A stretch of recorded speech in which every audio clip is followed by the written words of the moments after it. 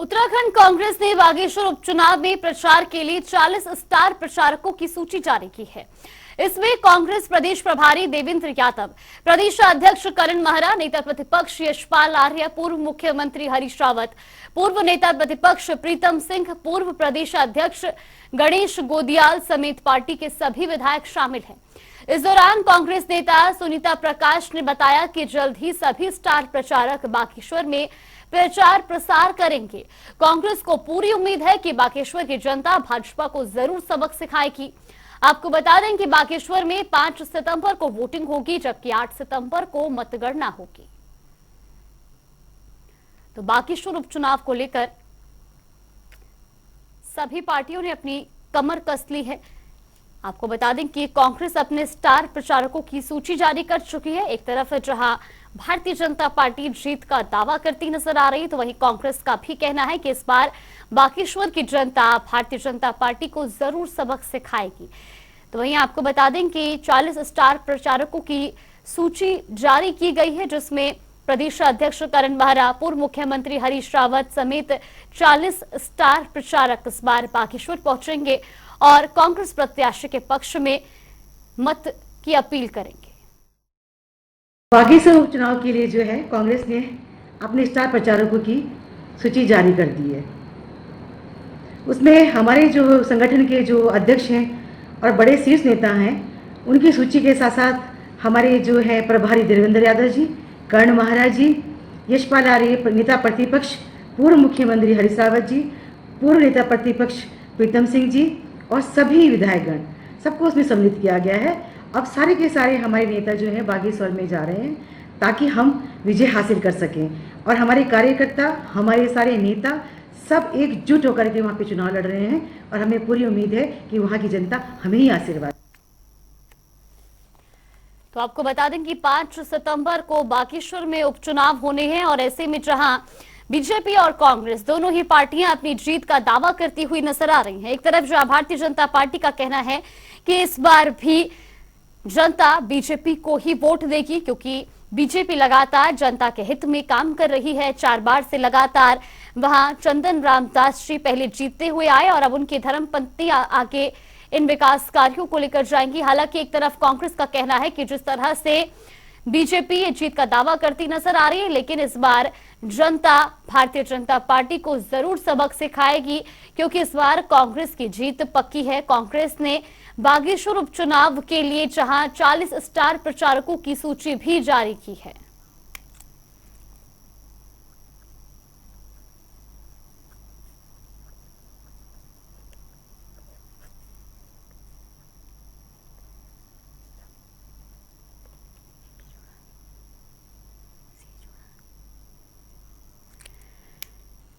तो वही इसी खबर पर चर्चा करने के लिए हमारे साथ कांग्रेस प्रवक्ता राकेश शमूली जी जुड़ गए हैं। बहुत बहुत स्वागत है आपका जनता टीवी पर।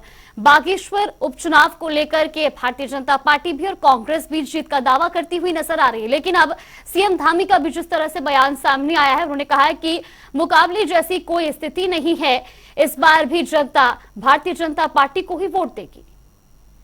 देखिए जागृति जी, ये दुर्भाग्य है कि राज्य के मुख्यमंत्री अगर इस प्रकार से, मतलब मुझे लगता है इसमें अहंकार ज्यादा झलक रहा है। इसमें ये नहीं दिख रहा है कि राज्य का जो पिछले 1.5 साल के अंदर आपने नुकसान किया, उत्तराखंड के युवाओं की नौकरियों को बेचने का जो आपने काम किया। उत्तराखंड देवभूमि के नाम से जाना जाता है और इस देवभूमि को जो आप बार बार हिंदुत्व की बात करते हैं, आपने जो 250 किलो सोना जो श्री केदारनाथ धाम से जो आपकी सरकार के नेताओं ने जो खा गए हैं, और ये तमाम जो महंगाई, भ्रष्टाचार जो आपकी सरकार में लगातार बढ़ रहा है, उसके कुछ शासन के खिलाफ इस बार जनता वोट करेगी, ये तय है। और देखिए, मैंने बताया सरकार, क्योंकि सरकार इसे दम भर रही है, सरकार का पूरा प्रशासन पर प्रेशर है, चाहे अधिकारी हो, कर्मचारी हो, सभी को बिल्कुल एक तरीके से ड्यूटी, मैंने सुना ड्यूटी दी गई है कि भाई एक सीट किसी न किसी तरह मतलब धामी जी के को दिलानी है, क्योंकि प्रेशर, सरकार का प्रेशर है। और मैं आपको निश्चित बता रहा हूँ, जनता हर प्रकार से त्रस्त है। उत्तराखंड में इतना बड़ा हत्याकांड भारतीय जनता पार्टी के नेता के पुत्र के द्वारा राज्य में किया गया, एक बेटी को 1 साल से अभी तक न्याय नहीं मिला, और आप तमाम चीजें आप देख ही रहे हैं किस प्रकार इनके नेता आए दिन नौकरियों को बेचने में पकड़े जा रहे हैं। 30-30 करोड़ रुपए के लोन इन्होंने बाहर उत्तराखंड से बाहर के लोगों को बांट दिया है। 30 करोड़ का सहकारिता का इतना बड़ा घोटाला आया है। तो मेरे समझ नहीं आ रहा कि मुख्यमंत्री किस दम पे, हाँ दम ये है कि वो प्रशासन का दुरुपयोग करके शराब पैसा बांट के तमाम चीजों का अनैतिक तरीके से सीट को जीतने का प्रयास करें, लेकिन जनता मन बना चुकी है।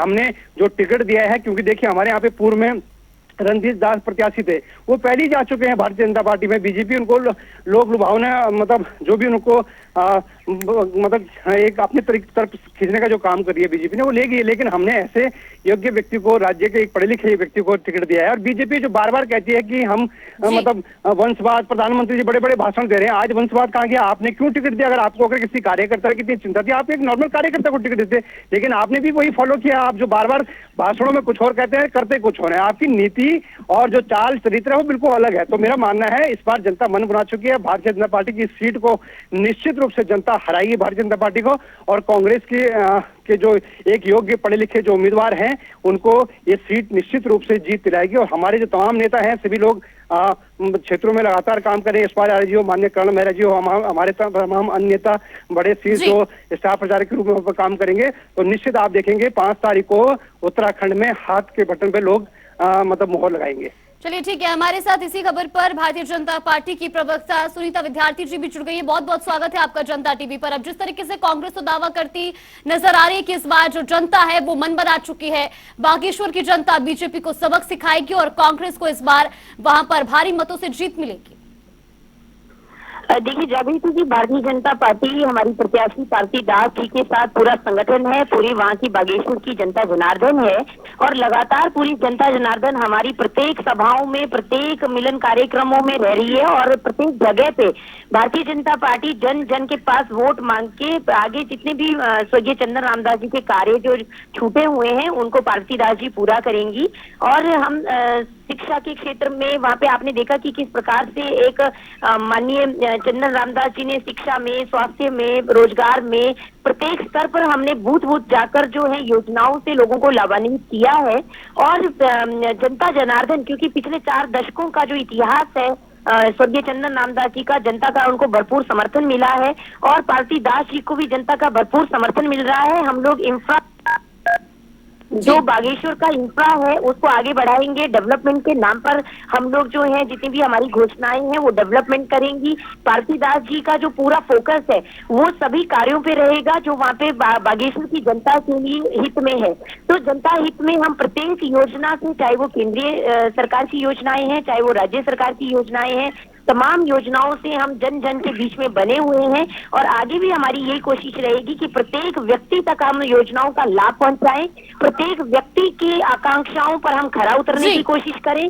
और पार्टी दास जी को पूरा जनता का समर्थन है और हम जनता जनार्दन के बहुत आभारी हैं। इसी तरीके से वो उनका साथ दें, समर्थन दें, ताकि वो जो है उनके सपनों को पूरा कर सके। क्योंकि चंदन रामदास जी का पूरा जीवन जो है, आप देखिए कि 4 दशकों का बहुत लंबा कार्यकाल रहता है। पूरा दशकों जो है उन्होंने जनता की सेवा की है और अंतिम समय तक वो जनता के ही बीच में रहे। और इतने सज्जन व्यक्ति, किसी भी व्यक्ति का कभी भी कोई भी काम उन्होंने कभी नहीं रोका, चाहे वो कांग्रेस दल के हों, चाहे वो आप दल के हों, चाहे किसी भी दल के हों। क्योंकि देखिए पहाड़ी राजनीति में ऐसा कभी नहीं होता कि चुनाव के बाद जो है वो पार्टियां गिनाए। पार्टियां एक चुनाव स्तर तक रहती हैं, चुनाव होने के बाद सब लोग जो है वो एक जनता होती है, हमारी जनता जनार्दन है, उनका कार्य करना हमारे लिए सर्वोपरि है। तो भारतीय जनता पार्टी प्रत्येक कार्यों को लेकर जनता के बीच में जाएगी और उसमें जनता अपनी मुहर लगाएगी। देखिए सुनीता विद्यार्थी जी, एक और आरोप यहाँ पर कांग्रेस लगाती हुई नजर आ रही है। कांग्रेस का कहना, एक तरफ बीजेपी कहती है कि वंशवाद की राजनीति खत्म करेंगे, लेकिन दूसरी तरफ चंदन रामदास जी के देहांत के बाद उन्हीं की पत्नी को टिकट दे दिया गया। अगर टिकट देना ही था तो किसी अन्य कार्यकर्ता को भी दे सकते थे। देखिए इस बात के लिए जो ये बात उठ रही है, निश्चित रूप से जो ये कह रहे हैं, देखिए परिवारवाद, वंशवाद की राजनीति हम आप सब लोग बहुत अच्छे से जानते हैं। एक ही पार्टी सर्वे सर्वा बनी रहेगी, उसी के परिवार के उस पार्टी में जो है अध्यक्ष पद पर भी रहेंगे। जागृति जी, सुनीता जी ये भूल गई हैं कि उत्तराखंड में सौरभ गौड़ा भारतीय जनता पार्टी के नेता जो बने हुए हैं वो किसके पुत्र हैं?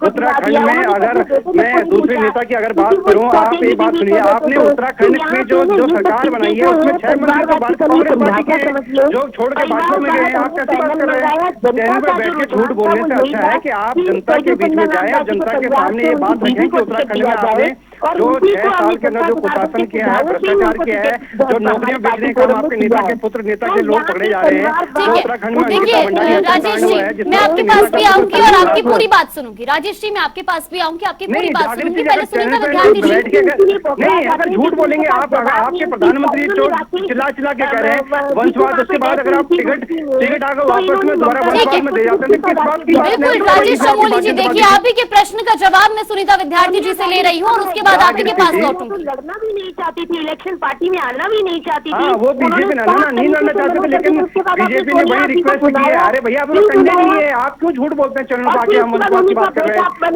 सिर्फ झूठ बोलना भारतीय जनता पार्टी का कैरेक्टर है।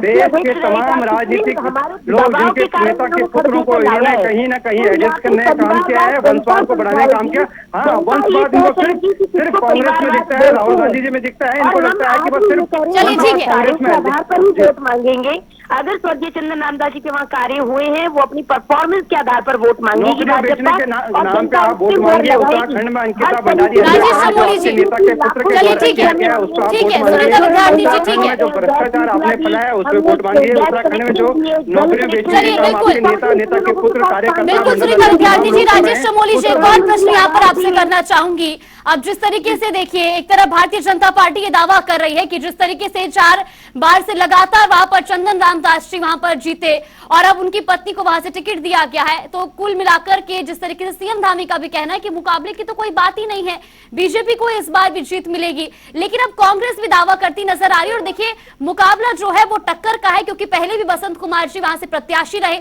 और तभी वो अच्छे खासे मतों से वहां पर जगह बनाते हुए नजर आए। देखिए जागृति जी, मेरी बात पे तो आपने मोहर लगा दी है कि वहाँ पे मुकाबला टक्कर का है और आप पब्लिक के बीच में ऑप्शन लेते रहते हैं। आप 3 पत्रकार लोग हैं, आप लोग जानते हैं, लेकिन केवल राज्य के मुख्यमंत्री अगर ये कह दें कि भैया हम एक तरफा जीत रहे हैं, तो ये मुझे लगता है ये सिर्फ अहंकार होगा, ये झूठ होगा, ये इस दम पे होगा कि हम प्रशासन का दुरुपयोग करके सत्ता को हासिल करेंगे। आप देखिए, बीजेपी ने हमेशा सत्ता का दुरुपयोग किया है, चाहे प्रशासन शासन हर प्रकार से शराब बांटना, पैसे बांटना। मैं आपको कई चुनावों की प्रक्रिया अगर पिछले 8-10 साल में दिखाऊं तो बीजेपी सिर्फ जहां जीती है वहां शराब और पैसे के दम पे जीती है। आप देखिए, पूरे देश भर का पैसा इकट्ठा करके एक राज्य में चुनाव में लगाया जाता है और जनता को महंगाई से त्रस्त करके, जो उत्तराखंड के युवाओं की जो राज्य था जिसपे प्रधानमंत्री ने कहा था पहाड़ का जवानी पहाड़ का पानी हम इस राज्य में लगाएंगे, उनके नौकरियां बेचने का भारतीय जनता पार्टी करी। वहां से पैसे वसूल करके, खनन से पैसे वसूल करके, राज्य की नौकरियां बेच के, तमाम हर प्रकार से पैसा इकट्ठा करके उसके बाद चुनाव पे आप पैसा लगा रहे हैं। तो राजेश चमोली जी, यहाँ पर अगर बागेश्वर का उपचुनाव अगर कांग्रेस जीतती है तो ये निष्पक्ष होगा, लेकिन अगर बीजेपी जीतती है तो सत्ता का दुरुपयोग, ये किस तरीके की बात?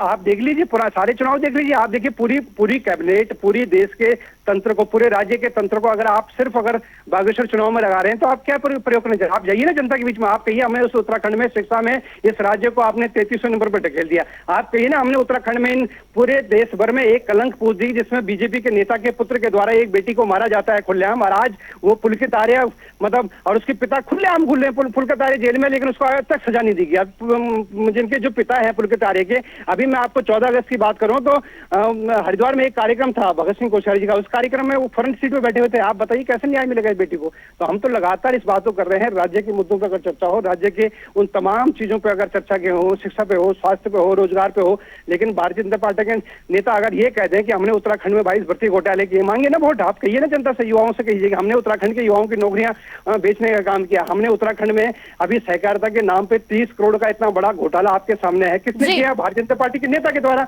और सहकारिता मंत्री पे तो लगातार बीजेपी के स्वयं के विधायक और मंत्री आरोप लगा रहे हैं कि सहकारिता मंत्री ने 423 पदों को बेचने का काम किया है। हम थोड़ी कर रहे हैं, ये तो स्वयं के बीजेपी के विधायक आरोप लगा रहे हैं। लेकिन हमारा मानना है अगर आप पे नैतिकता बची है तो आप जनता के बीच में जाइए। दोबारा कहिए जरा, हम वो जो पोस्टर आपने बड़े बड़े लगाए थे प्रधानमंत्री के समय पे कि बहुत हुई महंगाई के मार, जाइए ना जनता के बीच में। 400 का सिलेंडर आपने 1200 कर दिया, दालों के रेट 150 से 200 रुपए आपने पहुंचा दिए, सब्जियों के रेट, आज टमाटर खाने के लिए लोग तरस रहे हैं, जिस टमाटर को, जिस प्याज को लोग आम जनता, जो आम जनमानस लेता था, वो भी इतना महंगा कर दिया आपने। तो आप तो हर प्रकार से पूरे राज्य को लूटने का काम जो आप कर रहे हैं, मेरा मानना है कृपया करके आप झूठ न बोल के सत्ता पे इस प्रकार काबिज मत होइए। चलिए ठीक है, आप दोनों का बहुत बहुत धन्यवाद, क्योंकि जिस तरीके से दोनों ही पार्टियां जीत का दावा करती तो नजर आ रही है, लेकिन ये तो आने वाली 8 तारीख ही तय करेगी कि बागेश्वर की जनता किसको सरकार ताज पहनाती है। जिस तरीके से बागेश्वर के उपचुनाव होने और तमाम पार्टियां भी अब तैयारियां कर चुकी हैं।